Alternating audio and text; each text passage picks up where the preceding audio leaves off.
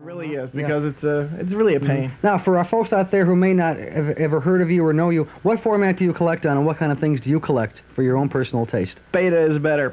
We refer folks to the VHS people. Now, you VHS folks are, we'll excuse you, but it's just that, Let's not get too prejudiced. There's probably more of them than there are of us. I know. We refer to it as the other format. And I got friends at RCA, and I even have a token VHS machine for people who trade in that format and want things in VHS. But technically, format-wise, I think the beta format is better. For what reasons? For what reasons? Well, there's less tension on the tape, for one, believe it or not. It was, the beta format is really a 3/4 inch, which is the standard of the broadcasting industry, slightly miniaturized. So if it's good enough for all the television stations across the country, it's good enough for me. What kind of stuff do you collect mainly? I collect just a very, very wide variety of things. I'll even take things off television a lot more than most videophiles will. A lot of movies and things I took just the other day. In fact, Homeward Bound, a real grabber with David Soul and Moosey Dryer. And I got a lot of grabber kind of Amber Waves, things like that. Movies that were really grippers off television. The only thing that ticks me off about that, and that's why you folks out there watching that are into home video, you really got to have a machine these days with audio overdub, because there's nothing more frustrating than taping something really sensitive about a kid that's got cancer or somebody that's dying or something really a throbber like The Champ kind of a movie.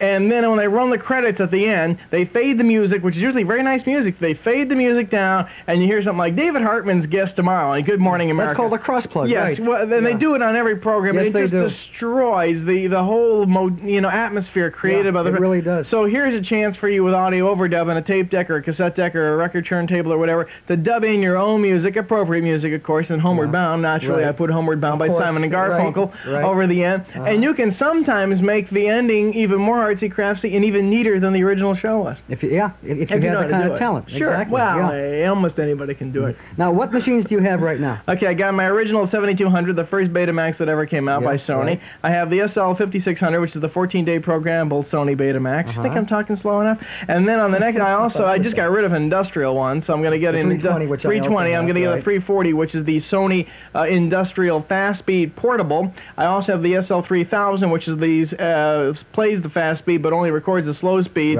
Portapack, which I've used tremendously. It's out in the car right now. I take it with me everywhere I go. And then, last but not least, I have an RCA programmable Select Division, which is the VHS unit. Right.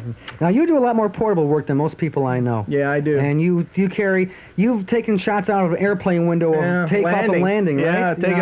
Yeah, the whole way. I used to go around everywhere with Instamatic camera, to this, and now I don't. I have everything on videotape. It's really crazy. People say to me, "My God, he goes everywhere with that camera." That's right. But it's a lot of fun. Right. It's a little more work. Nobody likes to be on, but everybody wants to watch. That's right. Nobody wants to help prepare the food. Everybody wants to eat it. It's the same old story. One last question. We have to kind of wrap this up. Where do you think the future because we are running late. Yes. Okay. Where do you think the future of home video is headed? Looking at everything that's happening right now with pre-recorded tapes and machines, video discs, satellite stations, where do you think it's going to go?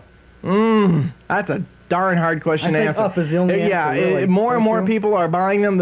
I just read a report where sales are way ahead of what they projected. They expect shortages on tapes and equipment. Sony is running way behind on equipment. I hear there's even a shortage of the 26-inch Trinitron TVs. Between now and January 1st, you're going to find a lot of this equipment very, very hard to get. I wouldn't be surprised if you saw, for example, with this big football game, with this terrific rivalry we had this weekend, you went to stores looking for L750s. Well, everyone was out buying L750s because you need a 3-hour tape to be able to record a football game. And even with cutting the commercials out, it'll go a full 3 hours. So I'm telling you, it's like the old days when Gone with the Wind was first shown on TV, and there were just a few Betamaxes in the market, and they wiped out the shelves of every video store or every video supplier in the country, and people were very frustrated. They dropped $1,300 on a machine they couldn't buy any tape for it to record Gone with the Wind. So we're gonna see a lot more of that. Big blockbusters will come on TV, and boom, tape supplies will be gone in a flash. So it's gonna be big. Really will. Well, one more thing before I forget. A lot of our viewers out there probably have been touched one time or another by the bootleg market, the black market, the pirate market, whatever. You want to buy a copy of Star Wars or Empire Strikes Back, $500. You did have a short and close encounter with the FBI one time, didn't you? Yeah, the FBI came to they called me up and said, "Hi, this is the FBI. We want to see you." And I said, "Sure it is."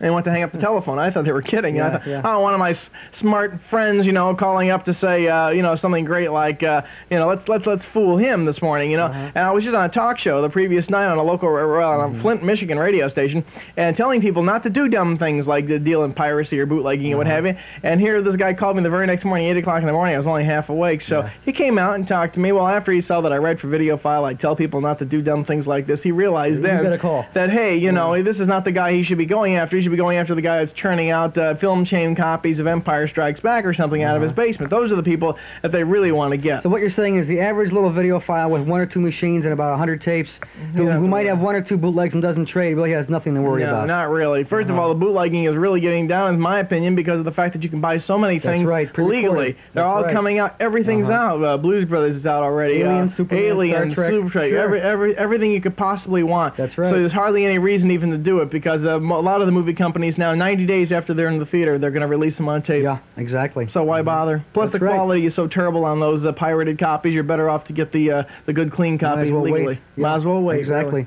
Okay, anything else you want to say to the friends out there in Orlando, Florida? Enjoy talking to you. I'm sure that it's a heck of a lot warmer where you're watching me right now. That's for sure. Than where it is up here in the frozen north. But will they be seeing this before Christmas time? Who knows? Anybody's guess. Well, if you're seeing this before the holidays, happy holidays. If you're seeing this in the beginning of 1981, I hope the year is everything that you hoped for, and I'm glad to have a chance to talk to you all. Okay, thanks a lot. Nice talking to you. Take care. Bye-bye.